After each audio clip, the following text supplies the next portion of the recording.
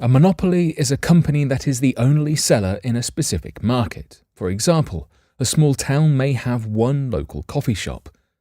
There being nowhere else to simultaneously satisfy your caffeine addiction and let others know that you are working on your novel, that local coffee shop has a monopoly over that town's coffee market. Now suppose that a second coffee shop opens nearby. Is our first coffee shop still a monopoly? Maybe. Perhaps our second coffee shop only sells watered-down coffee, or perhaps their customer service is terrible.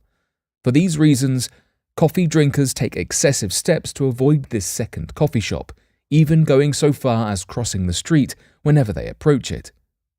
In this fictitious scenario, we might still view our first coffee shop as a monopoly.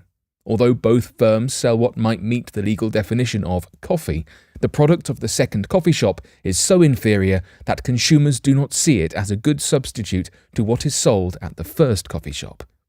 Now imagine that the second coffee shop, assessing its abysmal performance, makes drastic changes.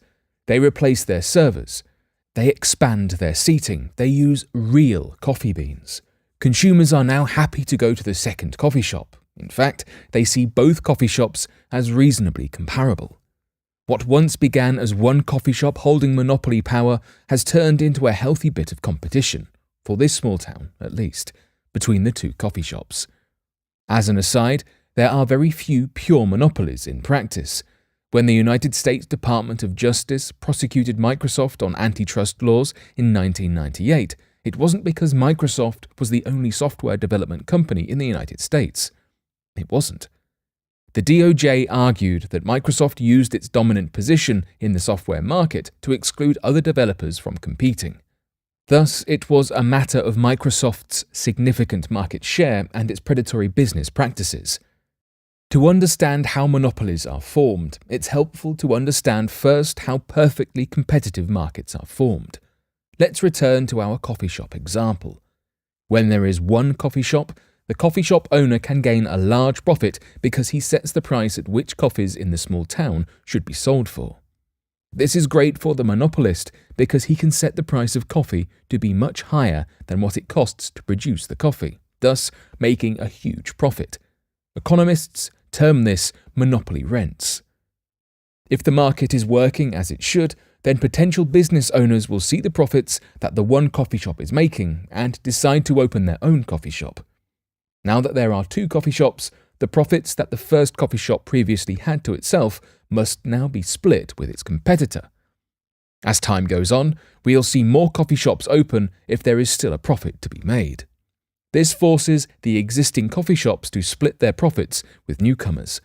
Moreover, the power that each individual firm has over the price of coffee diminishes as more firms set their own prices to attract customers.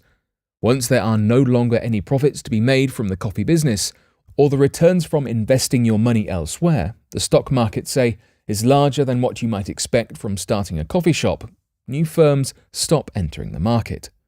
To form a monopoly, then, there must be some barrier that prevents newcomers from entering the market, or at least makes entering the market very difficult. If barriers to entry form and sustain monopolies, it makes sense to categorize a monopoly by the type of barrier. This allows us to split monopolies into two types: natural monopolies and legal monopolies. Some markets require firms to make a substantial initial investment.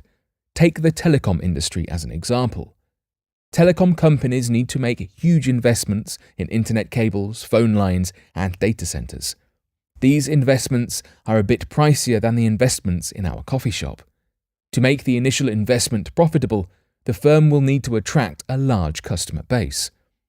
By construction, then, we can't have many firms vying for customers. Each firm would need to establish their own internet cables, their own phone lines, and their own data centers. And as more firms enter the market, the number of customers for each firm diminishes. Thus, only very few firms will be able to turn a profit after their large investment. If the market makes it profitable for only one firm to exist, then we will call this firm a natural monopoly. The monopoly is natural in the sense that market forces created it. Natural monopolies can also be formed when companies have control over a specific resource. For instance, if only one coffee shop in a small town has access to coffee beans, then that prevents anyone else in that town from starting a coffee shop. Other times, governments might pass legislation that forbid other companies from entering the market. This legislation forms a legal monopoly. Garbage collection services are great examples of legal monopolies. Most cities allow one company to collect garbage. Legal monopolies make sense when the government wants to make sure that the market is providing enough of the service. Preferably, we want everyone to be able to remove their garbage. Oftentimes, legal monopolies also require large initial investments, so it's sensible to have only one seller. Legal monopolies may also form when a company owns the patent to a specific product. A patent is a legal way for a company to prevent competitors from copying its product. Why might governments hand out patents? If you are making a new vaccine, for instance, you'll need a team of scientists and cutting-edge laboratory equipment. It also will likely take some time before your innovation is ready for the market. Those expenses require large investments with an uncertain payoff. If you introduce your product to the market and a competitor copies it the very next day, you might be more hesitant to innovate in the future. By allowing you to be the only producer of that product, usually for a specific amount of time, you are allowed to reap monopoly rents temporarily so that you can recoup your investments. The main advantage of monopoly power is their ability to set the price for their product in the market. Their only restriction is the maximum amount that people are willing to pay for their product. But monopolists are smart, or at least they're crafty. They know that consumers will have different maximum amounts that they will be willing to pay. For example, a student will usually have a lower income than an adult, and so they will likely spend less than their adult counterparts. A price-discriminating monopolist will charge students a lower price than adults if it is profitable to do so. When the monopolist charges a lower price to one group than to another group, there is an incentive for consumers in the low price group to resell the product to consumers in the high price group, at or slightly below the monopoly price. This is arbitrage, and to prevent this, monopolists will usually create some barrier that prevents a consumer in the high price group from using the product. For instance, if you want access to a student subscription, then you need to show your student card. Economists can at times seem overzealous about competition, but in most cases, competitive markets benefit consumers in the form of lower prices and more products. And despite what CEOs might say publicly, companies are incentivized to become monopolies. By one estimate, more than 75% of industries in the United States have seen an increase in the concentration of market power by a small number of businesses. This has led to larger profits without a considerable increase in the efficiency of these firms, which means that government intervention to foster competition in the form of antitrust legislation can be necessary. With that said, economists are taking a second look at some of the most commonly held beliefs about monopolies.